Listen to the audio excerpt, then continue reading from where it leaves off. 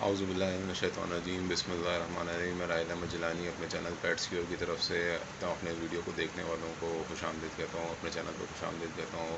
आप सबको मेरा अस्सलाम वालेकुम। मैं आज वीडियो में कुछ क़ुरबानी के हवाले से टॉपिक डिस्कस करने के लिए बैठा हूँ यहाँ पे, क्योंकि अक्सर मेरे जानने वालों ने मुझे इस बात का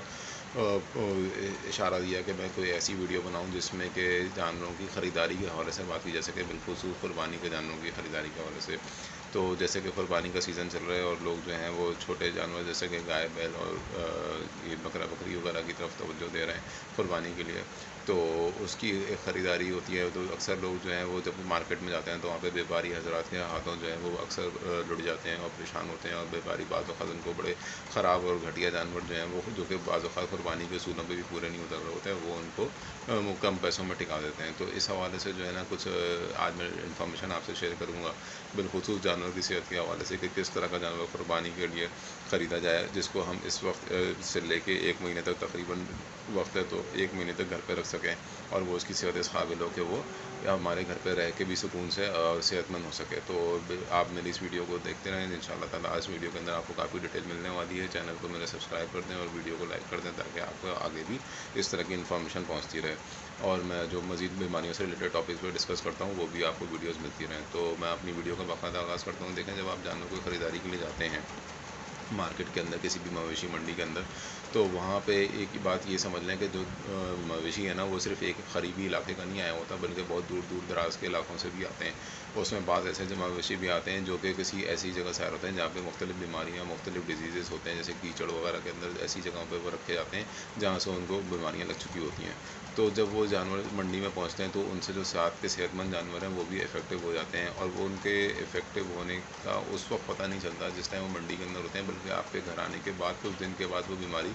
अपने इंक्यूबेशन पीरियड का वो पूरा करने के बाद उन जानवरों पर ज़ाहिर होती है। तो इस वजह से जो है ना ख़रीदने वाले को अक्सर औक़ात बहुत तकलीफ़ का सामना करना पड़ जाता है। तो कुछ ऐसी अलामत होती हैं जिनको अगर हम अपने दिमाग में रखें तो हम ऐसे जानवरों को उसी वक्त मंडी के अंदर भी पकड़ सकते हैं कि इस जानवर के अंदर बीमारी के असरात आ चुके हैं या आ रहे हैं। तो उसके लिए मैं आपको कुछ बुनियादी तदाबीर बता देता हूँ कि जैसे जब आप जानवर खरीद रहे हो तो सबसे पहली जो चीज़ होती है वो जानवर की आँखें होती हैं। जानवर की आँखों को ज़रा गौर से देखें तो वो आँखें रोशन और चमकदार होनी चाहिए, ना कि उस आँख में पानी आ रहा हो, या आँख के किनारे पे कीचड़ जमा हो, या आँख से पानी निकल के उसके गाल और आँख तक पहुँचा हुआ हो, जिसके निशानात चेहरे के ऊपर नज़र आ रहे होते हैं। ये पानी जो आँखों से बहता है जानवर के, ये गाय बैल और बकरा बकरी और बाज़ औक़ात दुम्बों छतरों के अंदर भी होता है। तो ये बहुत कॉमनली साइन पहचाना जा सकता है। अक्सर जानवर की आँखें बहना शुरू हो जाती हैं मुख्तलिफ़ डिजीज़ के अंदर, बिल्कुल चेस्ट के डिजीज़ हो गए, या आई इन्फेक्शन हो गया, या किसी और वजह से पेट की बीमारी के हवाले से पेट में कीड़े मौजूद हैं, तो उस हवाले से भी जानवर की आँखें बहना शुरू हो जाती हैं, और ऐसा जानवर कभी भी सेहतमंद नहीं हो पाता अगर आप उसकी ये मसाइल को हल ना करें। सेहत से रिलेटेड ये मसाइल उसके हल ना करें तो वो जानवर कभी भी सेहतमंद नहीं होगा, मोटा नहीं होगा, फरबा नहीं होगा, और क़ुरबानी के दिनों से पहले ही वो आपको घर पर बहुत तकलीफ़ दे देगा। तो सबसे पहले जो जानवर ख़रीदारी करते वक्त ध्यान करें कि जानवर की आँखें रोशन और चमकदार होनी चाहिए। नंबर 2, आप उसको जानवर की जो खाल होती है ना, ये बहुत मायने रखती है। किसी भी जानवर की खाल को अगर हाथ फेर के देखा जाए तो उसमें एक शाइन होनी चाहिए, एक चमक महसूस होनी चाहिए, सिल्कीपन उसकी खाल में महसूस होना चाहिए, यानी कि खुरदुरी खाल वाला जानवर हो, चाहे वो गाय हो, चाहे वो बैल हो, चाहे वो बकरा बकरी हो। उसकी खाल में एक शाइन होता है, एक चमक होती है, हाथ में एक जब आप हाथ फेरेंगे तो एक स्मूथनेस आती है, कोई गिल्टियाँ उसके जिस्म पे बनी हुई नज़र नहीं आती, कोई उसमें गोश्त में जगह जगह वार नहीं नज़र आते। ठीक है, खाल बिल्कुल स्मूथ होती है, ज़ख़म नहीं होता है, खाल के ऊपर खुजाने के निशानात नहीं होते। तो ऐसे जानवर को प्रेफर करें जिसकी खाल बिल्कुल साफ़ और चमकदार हो, उसमें थोड़ी सी शाइन भी होनी चाहिए, ताकि जो है ना इससे जानवर की जिगर की सेहत रिफ्लेक्ट करती है कि जनाब इसके जिगर में कितनी सेहत है, जिसकी वजह से उसकी खाल के ऊपर ये असरात आते हैं, शाइन आती है, चमकदारपन आता है, और उसको जो है ना खाल सॉफ्ट होती है। और जिसको हम खाल को बकरे की खाल में अक्सर कमर से पकड़ के यूँ खींच के लोग देखते हैं तो वो कपले को चक्कर होते हैं, कपला है कपला है, तो कपला तो अब एक टर्म बन गया है। बेसिकली असल मकसद ये होता है कि जब खाल को खींचा जाता है ना, तो अगर खाल नरम हो, सॉफ्ट हो, तो वो ऊपर की तरफ उठती है, फिर इसमें खिंचाव आता है। तो जिस जानवर की खाल नरम और सॉफ्ट हो, उसमें ऊपर की तरफ खिंचाव आए, तो उस जानवर में गोश्त बढ़ाने की मिक़दार जो है ना वो वाज़ेह होती है कि ये जानवर गोश्त पैदा करेगा, आगे जाके मोटा होगा, फरमा होगा। तो ऐसी नरम खाल वाला जानवर जो है ना प्रेफर किया करें। दूसरा ये कि कानों को जानवर के चेक कर लिया करें कि उसके कानों के ऊपर कोई ज़ख्म तो नहीं है, कोई कानों को घुमा के गाय बैल का कान तो वैसे ही नज़र आता है, बकरा बकरी का कान ज़रा सा उठा के उसमें झाँक के देखें कि अंदर कान में कोई पपड़ियाँ तो नहीं बनी हुई, कोई ज़ख्म, कोई मच्छर के कांटे या कुछ भी कोई निशान तो नहीं बने हुए। क्योंकि बाज़ वक़्त व्यापारी जो होते हैं वो बाड़े से जब जानवर लेकर आते हैं ना, तो उसमें चिचड़ियाँ उनको चिपटी हुई होती हैं। तो वो होशियारी ये करते हैं कि उस जानवर की चिचड़ियाँ तो उतार देते हैं, लेकिन जो ज़ख़म होते हैं ना वो वैसे के वैसे उनके कानों पर रह जाते हैं। तो उन ज़ख़्मों को जो है ना वो सही नहीं करते, इलाज नहीं करते, और बाज़ वक़्त ऐसा होता है कि वो चिचड़ियाँ जो हैं वो कहीं छुपी हुई होती हैं जिस्म के हिस्सों में, और रात में फिर आके वो वहाँ खून चूसती हैं। तो ऐसा जानवर जिसके कानों पर निशानात हों, वाज़ेह निशानात हों ज़ख़म के, पपड़ियों के, ठीक है, तो ऐसे जानवर से अवॉइड करें, क्योंकि यकीनन या तो इसका खून चूस चूस के सब बुरा हाल कर दिया गया होगा, या इसके अंदर अभी भी वो जरासीम वो जो होते हैं ना चिचड़ियाँ वगैरह वो छुपी बैठी हुई हैं, और वो किसी भी रात के पहर में निकल के दोबारा से इसके आगे इसको खून चूसेंगी। तो इस जिस जानवर के अंदर ये मामला होते हैं उसकी सेहत वैसे ही बेचारे की आदी हो जाती है, तो फिर उस जानवर को भी इन्वेस्टमेंट करना और उसको तैयार करना बहुत मुश्किल काम होता है 1 महीने के अंदर। तो अब टाइम ड्यूरेशन भी बहुत कम रह गया, तो इसलिए जो है ना ऐसे जानवरों से फ़िलहाल इस वक्त अवॉइड ही करें, ना लें तो बेहतर है। जब जानवर की ख़रीदारी कर रहा हूँ, कुरबानी का जानवर है, तो उसकी आँखों का भी प्रॉपर मायना मैंने बताया था करें, तो उसमें आँखों के आगे हाथ फेर के चेक कर लिया करें कि जानवर अपना मुँह और आँखें झपक रहा है, मुँह हटा रहा है, क्योंकि अगर उसकी आँख में बिनाई मुतासिर हुई होगी या जाला आया हुआ होगा या सफ़ेदी आई हुई होगी, तो वो तो आपको देखने से भी पता चल जाएगा। लेकिन जब हाथ से आप उसको धमकाएंगे तो वो जानवर अपना मुँह पीछे करेगा, तो इससे ये बात की निशानी सामने आ जाएगी कि इसकी आँखें प्रॉपर काम कर रही हैं, कोई फालिज वगैरह का असर भी नहीं है इसके अंदर। चला के देख लिया करें, तो उसमें चलाने में होता है कि जानवर की चाल बिल्कुल सीधी होनी चाहिए, पाँव बिल्कुल सीधे रखेगा, सही है, पाँव उठाएगा बिल्कुल सीधे अपने, और उसका कंधों के पास से भी तवाज़ुन आउट नहीं होगा, वो लड़खड़ाएगा नहीं। जिस जानवर के अंदर फालिज के असरात होते हैं उसकी दुम एक साइड भी गिरने लगती है, उसकी जो है आँख की एक बिनाई मुतासिर होती है, और उसका एक पाँव या दो पाँव अक्सर जो है ना वो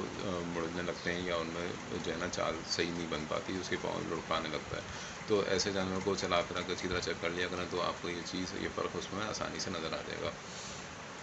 इसके अलावा जो दांत चेक करते हैं, तो दांतों को चेक करने के लिए जब दांत चेक किया करें तो दांतों में देख लिया करें कि बीच में खला तो नहीं है, कोई दांत के आसपास कोई ऐसा तो नहीं कि दांतों को घिस के उन्होंने छोटा कर दिया, और जो दो दांत होते हैं ऊपर के और उसके बाद वो छोड़ के उसके बराबर के दांतों को उन्होंने घिसाई करके छोटा कर दिया हो, तो इस तरह हाथ फेर के चेक कर लिया करें। दांतों को सामने से थोड़ा सा दबा के, अंगूठे से दबा के भी चेक कर लिया करें कि कोई दांत टूट के उसको एल्फी से या किसी और चीज़ से चिपकाया हुआ होगा, तो वो जब आप दबाएंगे तो हल्के से प्रेस से वो सामने आ जाएगा। तो इस तरह से जाँच चेक कर लिया करें। उसके जानवर के जो होंठ होते हैं उसको मुँह खोल के उसके होंठ, और जितना मुमकिन हो सके अंदर की स्किन चेक कर लिया करें, क्योंकि बाज़ वक़्त जानवर को मुँह खोर की बीमारी आई हुई होती है, तो उसमें छाले बन जाते हैं, या इसके अलावा कोई और बीमारी पीपीआर वगैरह के अंदर भी छाले बन जाते हैं मुँह के अंदर, तो जिसकी वजह से जानवर खुराक पूरी नहीं ले रहा होता, तो उन जानवरों के मुँह को भी इसी तरह चेक किया जाता है, तो मुँह को भी लाजमी चेक कर लिया करें। वरना अगर जानवर किसी बीमारी से उठा होगा या उसके मुँह में छाले होंगे, तो वो आपको इस तरह से नज़र आ जाएंगे। तो जानवरों की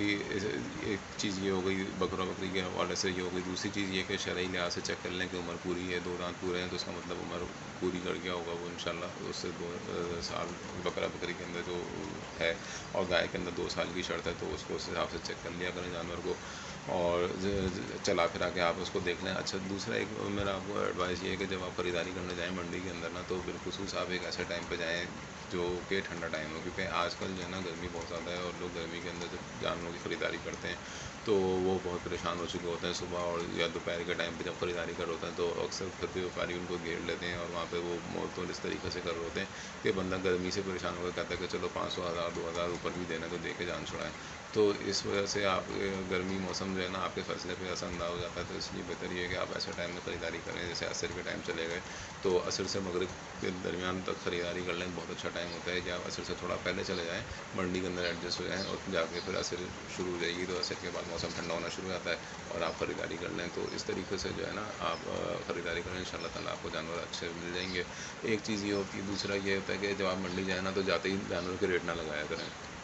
किसी भी जानवर को देख लें, अगर पसंद बहुत ज़्यादा भी आ गया है, तो हल्का-फुल्का रेट लगा के आप उसको आगे बढ़ जाएँ, और फ़ौरन ये मत दिखाएँ कि आप जो है ना उस आपका इंटरेस्ट उसी जानवर की तरफ बन गया, अब आप उसी को लेंगे। तो व्यापारी बहुत तेज़ होते हैं, वो इस चीज़ को भाँप लेते हैं, फिर वो दूसरे हल्के जानवर उसके साथ खड़े करते हैं, ताकि आपको कोई और जानवर समझ में भी ना आए। फिर वो करते ये हैं कि उस जानवर के रेट अलग से इतने ज़्यादा बताते हैं कि आपको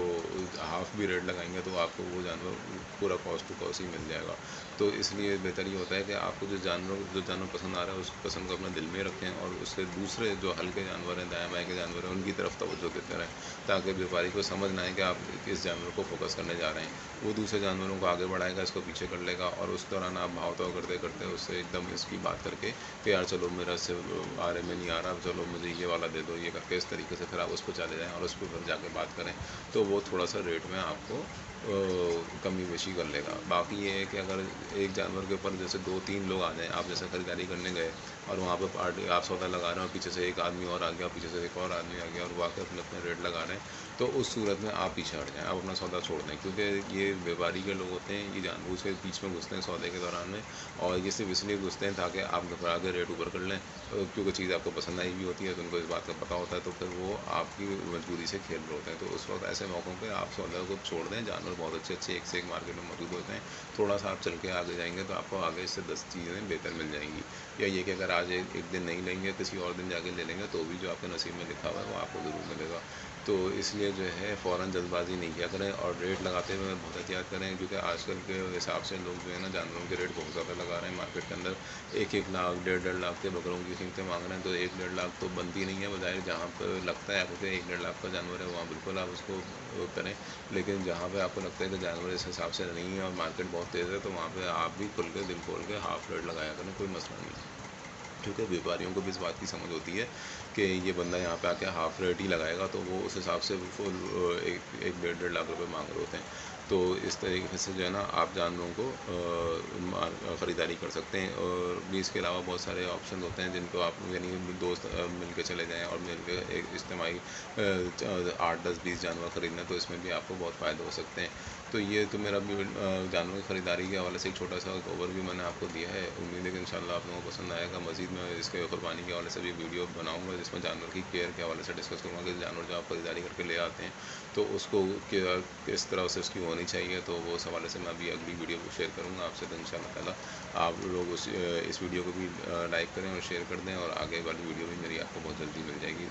अल्लाह हाफ़िज़।